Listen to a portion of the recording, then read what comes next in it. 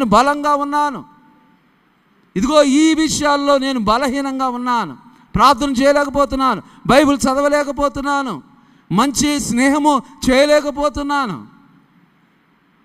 ఇదిగో సాతానిక శక్తులను నేను పోరాడలేకపోతున్నాను, చిన్న చిన్న బలహీనతలకు లోబడిపోతున్నాను, నేను బలహీనుడును కాదు, నేను బలవంతుని చేతిలో బాణము వంటి అన్నాను. I'm like a arrow in the hands of God. బలవంతుడెవరు? దేవుడు. దేవుని చేతిలో బాణాలు. మీరు ఒక్క బాణము సంధిస్తే ఎలాంటిదైనా నాశనం కావాల్సిందే.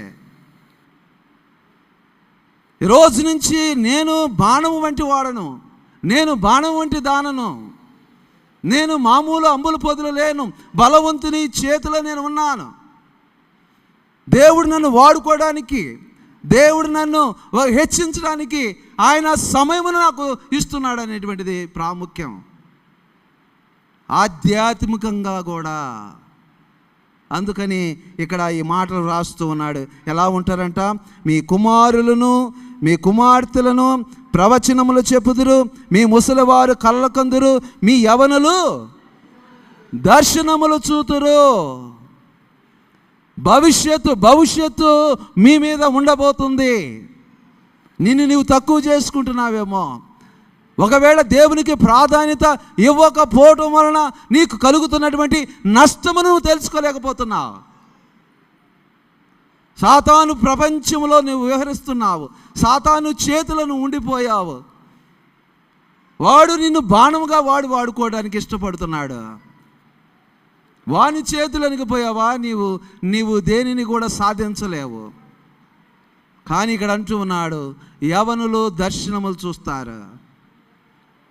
మీ ద్వారా దేవుడు అద్భుతమును ఆశ్చర్యకార్యమైనటువంటి కార్యమును దేవుడు జరిగించడానికి ఇష్టపడుతూ ఉన్నాడు. సాతానుడు ఏం చేస్తారంటే నీ బలహీనతలను ఎత్తి చూపిస్తూ ఉంటాడు. వాడు చేసే పని,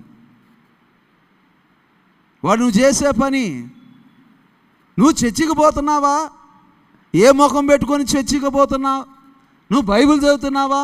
నీలో ఇలాంటి తప్పు ఉంది కదా, నీలో ఇలాంటి అపరాధం ఉంది కదా, నువ్వు ఇంత ఘోరమైనటువంటి రహస్యంగా అనేక పాపములు చేస్తున్నావు కదా, ఎలా నువ్వు చర్చికి వెళ్తావు, ఎలా బైబిల్ చదువుతావు, ఎలా ప్రార్థన చేస్తావని నిన్ను ఆటంకపరుస్తాడు, నిరాశపరుస్తాడు.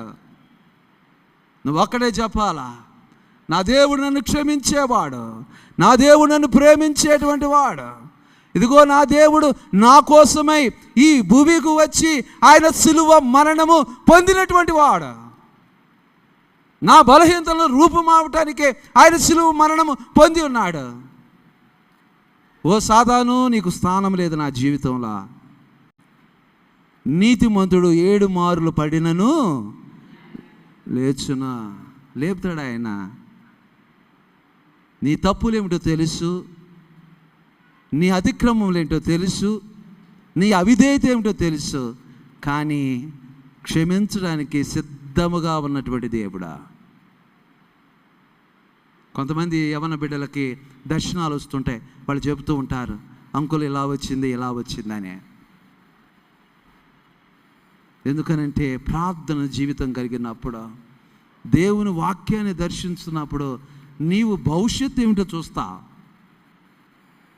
నీ విషయమైనా, నీ కుటుంబ విషయమైనా, నీ భవిష్యత్తుదైనా దేవుని యొక్క దర్శనము స్పష్టంగా తెలియపరచబడుతుంది.